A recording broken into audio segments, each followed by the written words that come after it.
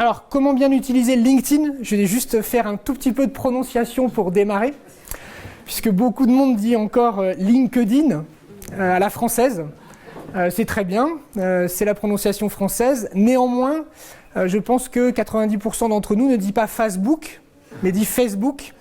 Et donc, LinkedIn se prononce avec un T et pas LinkedIn. Et LinkedIn, c'est un réseau social qui est assez ancien, qui a été créé en 2003 et qui représente aujourd'hui 500 millions de membres, donc exclusivement professionnels, étudiants. Évidemment, il y a d'autres profils, mais c'est quand même le réseau social professionnel de référence dans le monde. Et suite aux mésaventures de Viadeo, le nombre de membres en France a explosé pour passer désormais à 13 millions. Cet après-midi, quand j'ai fait les derniers slides, on était à 12 940 000. Parmi ces utilisateurs, la croissance est assez importante dans le monde entier puisque c'est environ 200 000 membres qui s'inscrivent tous les jours sur la plateforme. Donc la croissance est vraiment exponentielle et on verra que ça a contribué au succès. Ce qui est très intéressant, si on s'était vu il y a un an que j'avais fait la même présentation, j'aurais pas mis ça. Aujourd'hui, il y a beaucoup plus d'utilisation de LinkedIn via l'application mobile, donc sur smartphone, que sur desktop, sur PC ou sur Mac, peu importe. Mais donc il y a énormément de gens qui utilisent LinkedIn sur mobile. Ça a des conséquences en termes d'usage et en termes de fonctionnalité. Il y a des choses qu'on peut faire sur mobile qu'on ne peut pas faire sur desktop et inversement. Et LinkedIn a connu un succès phénoménal qui a conduit, vous l'avez peut-être vu, à un rachat en juin 2016 par Microsoft pour 26 milliards de dollars. Alors que le chiffre d'affaires n'est que de 1,8 milliard de dollars. Donc s'il y a des gens sensibilisés à la finance dans la salle, on voit tout de suite que le ratio est un petit peu élevé. Néanmoins, j'aimerais juste justifier ce montant pour le plaisir de le partager avec vous. Si vous ramenez ce montant au nombre de membres, grosso modo, ça fait 50 $ par membre. Et pour ceux qui sont dans des problématiques commerciales et marketing, qui travaillent sur des bases de données ou qui ont déjà acheté des bases de données et qui cherchent à avoir des bases de données pour leur CRM de contacts ultra qualifiés, 50 $ pour tout savoir de la carrière d'une personne, pour pouvoir la contacter, avoir toutes ses coordonnées, pour pouvoir analyser tout ce qu'elle aime, tout ce qu'elle partage, quels sont ses centres d'intérêt, c'est que dalle, si vous me permettez l'expression. C'est vraiment pas cher. Et LinkedIn a également aujourd'hui des vertus pour l'emploi. Donc je pense qu'il y a des étudiants et étudiantes dans la salle qui cherchent peut-être des stages, un premier emploi. Il y a aussi des adultes, des professionnels qui sont peut-être en recherche d'emploi. LinkedIn est très très efficace pour l'emploi et se développe de plus en plus. Et j'ai choisi de partager avec vous quelques captures écran de partage d'actualités, des fois assez banales, jusqu'au plus original. Vous allez voir qu'il y en a qui ont de la créativité. Classique, Pierre publie une offre de stage 4 à 6 mois, il met une image associée avec le descriptif, un lien, c'est commenté, c'est partagé. Il crée lui-même sa première actualité et qui va se développer sur le réseau et continuer à vivre comme à travers une toile d'araignée. Donc ça c'est schéma classique. Là c'est une offre d'emploi. Ce qui est intéressant c'est que les gens ont de moins en moins de retenue, c'est-à-dire qu'ils vont droit au but. On est sur un réseau social, on n'est pas là pour non plus perdre du temps. Donc CDI, 40 000 € plus les bonus basés à Paris. Donc, vous connaissez déjà le salaire, vous avez un descriptif du poste qui est un petit peu marrant. Mais donc du coup c'est repartagé parce qu'on se sent tous impliqués finalement dans la recherche d'emploi. Donc dès qu'on voit une offre de stage qui est dans notre région, dès qu'on voit une offre d'emploi qui est dans notre domaine, on a tendance à la liker, à la partager pour que d'autres puissent en profiter, d'autres dans notre réseau puissent la voir. C'est la force du réseau, ce sont les interactions. Ça c'est sur mobile, pareil, cher réseau. Ça, c'est l'usage. Dès que quelqu'un commence par cher réseau, on se sent sollicité pour devoir partager ou interagir avec la publication. Et là, on cherche un commercial sédentaire à Aix-en-Provence. Si on continue, pareil, si un de vos proches recherche un stage dans un environnement jeune et dynamique, transmettez-lui cette offre, etc. Ça, j'ai trouvé ça assez original. Sur les réseaux sociaux, il y a quelque chose qui marche assez bien, c'est le partage d'une photo par exemple. Si vous partagez une photo, c'est assez facile de voir tout de suite quel est le message, de la liker, de la repartager. C'est beaucoup plus lu qu'un lien web où on doit cliquer, aller lire quelque chose, etc. Et donc, qu'a fait en fait cette personne qui cherchait un boulot? Elle a mis un partage sur une photo. Ceux qui pensent que c'est impossible sont priés de ne pas déranger ceux qui essayent. Donc là, on touche énormément de monde, puis ça fait plaisir de partager un truc comme ça, c'est motivant. Donc elle a publié cette photo avec juste un petit mot, et qui n'est pas très recherchée. Vous pourrez le lire en détail, ceux qui sont au fond, je suis désolé, mais elle est à la recherche d'un poste d'assistante commerciale ADV ou logistique dans l'industrie du luxe, Paris, étranger. 17 000 likes. Donc c'est quand même une publication qui a du succès. 17 000 likes, c'est quand même assez rare de les obtenir, juste avec une photo. Et ça, maintenant, j'ai trouvé ça très original. C'est l'avant-dernière. Cet étudiant, en fait, partage sa thèse.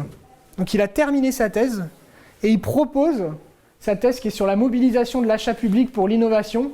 Sa soutenance étant passée, toutes les personnes qui sont intéressées pour recevoir sa thèse, il propose de leur envoyer. Et donc si vous faites une thèse, moi je me dis a priori c'est lié à la carrière professionnelle que vous visez, en tout cas ça me paraîtrait cohérent, eh bien la partager sur LinkedIn contre un message, un commentaire ou une prise de contact, ça me paraît être ingénieux et une bonne manière de solliciter ses futurs employeurs. Donc 386 j'aime, 376 commentaires. C'est les publications qui marchent. Mais pour moi la gagnante, pas plus tard que cet après-midi, sinon c'était lui le gagnant, donc un petit peu d'imprévu. C'est elle la gagnante. Pourquoi ? Parce qu'elle fait quelque chose d'hyper original. Cette fille, elle recherche un stage. Elle explique qu'elle a trouvé l'an dernier son stage sur Instagram. Et là, elle utilise LinkedIn. Et je trouve que ce qui est génial, c'est qu'elle mêle le digital et le monde réel. Elle se prend en photo avec un kakémono froissé avec son nom et ce qu'elle veut à l'aéroport de Bordeaux, où il y a tous les jeunes et moins jeunes cadres dynamiques qui viennent reprendre leur navette Air France, et elle se présente et se met en avant. Et après, elle remet ça sur les réseaux sociaux. Donc c'est fusion de la vie réelle et des réseaux sociaux, je trouve ça hyper original. Du coup, son truc a 7 jours, et elle est déjà à 2361 j'aime. Donc, si vous recherchez un stage, un emploi, vous pouvez publier juste un message « Je recherche un emploi ».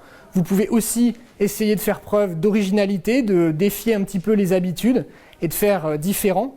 Et en tout cas, ça se remarque. Et du coup, sur les réseaux sociaux, c'est très bien partagé. Par contre, il ne faut pas confondre les réseaux sociaux. Il y en a plusieurs. Donc, on va parler des 4 principaux. Et il ne faut pas les confondre et ça va être hyper important. Je vais vous expliquer juste après. Facebook, c'est « J'aime faire de la randonnée entre amis ». OK ? Je prends l'exemple de la randonnée. J'aime faire de la randonnée entre amis. Je partage voilà, des passions, des intérêts, des choses comme ça. Twitter, je suis en temps réel. Donc, je nomme ici @paul56 ou pas, ou je nomme pas, ou je publie un message, mais je suis en temps réel. Je démarre l'escalade du pic de Néouvielle dans les Pyrénées. Dièse randonnée, pour que tous ceux qui s'intéressent à la randonnée voient apparaître le tweet. Et à mi-parcours, je publierai un autre tweet. Et en haut, je publierai un autre tweet. Par contre, quand j'aurai fini ma randonnée, j'irai sur Instagram et je publierai les plus belles photos de ma randonnée.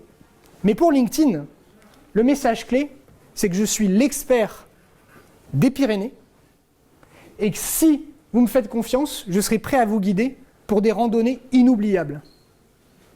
Ok ? Je ne suis pas là pour vous dire que j'aime faire de la randonnée. Je suis là pour vous dire quelle valeur ajoutée je vais vous apporter. C'est valable pour n'importe qui. Un étudiant qui cherche un stage, il doit parler de la valeur ajoutée qu'il se propose d'apporter. Quelqu'un qui recherche un emploi, il doit mettre en avant ses compétences et montrer la valeur ajoutée qui, je repense à celle qui voulait être assistante, elle dira que voilà, elle va accélérer les process administratifs, optimiser, réduire les temps, j'en sais rien. Il faut être dans le bénéfice. Et pour tous ceux qui cherchent à vendre, qui sont commerciaux, avocats, experts comptables, peu importe, tous ceux qui veulent utiliser LinkedIn pour vendre, c'est pareil.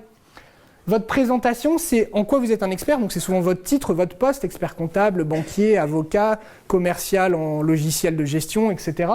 Mais derrière, ce qu'il va falloir faire, c'est mettre votre valeur ajoutée.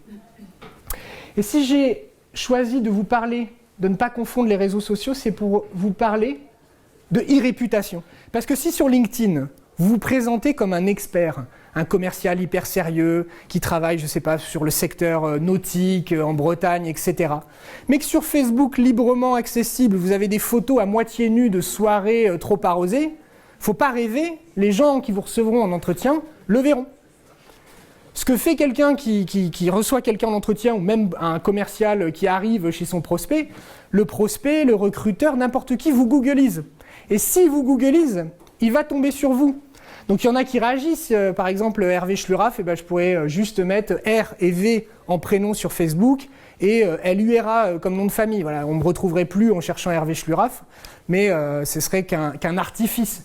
quelqu'un qui chercherait bien, qui irait voir mes relations, qui naviguerait dedans, finirait peut-être par retrouver. Donc, ce que je vous encourage à faire, c'est à être hyper vigilant sur votre e-réputation, comment vous apparaissez dans les recherches de Google, comment vous gérez votre confidentialité sur votre compte Facebook, de telle sorte qu'en rendez-vous, on ne vous dise pas, vous êtes un super commercial, mais votre soirée de samedi soir à coup de Jack Daniels debout sur le bar, c'était pas terrible, quoi. Et donc, si vous devez bosser le dimanche matin, ça peut concourir à ce que vous ne soyez pas pris. Pourquoi c'est important? Parce que vous allez gérer votre profil LinkedIn en développant votre propre marque personnelle, marque professionnelle. Vous n'avez plus géré votre CV en ligne, c'est un tabou qu'il faut vraiment casser, hein. Viadeo s'est raccroché aux branches en disant qu'il allait gérer le CV en ligne, mais c'est une position dogmatique qui date d'il y a plusieurs années. Aujourd'hui, on ne gère plus du tout son CV en ligne, même si effectivement, ça a la nature d'un CV. Il y a les expériences, il y a la formation, il y a tout un tas de choses qui représentent le CV. Mais vous allez au-delà du CV, vous allez partager du contenu, vous allez rentrer en contact avec des gens, vous allez interagir, exprimer votre point de vue, illustrer votre expertise. C'est donc que vous allez gérer votre marque professionnelle. Et vous ne devez pas le faire à la légère.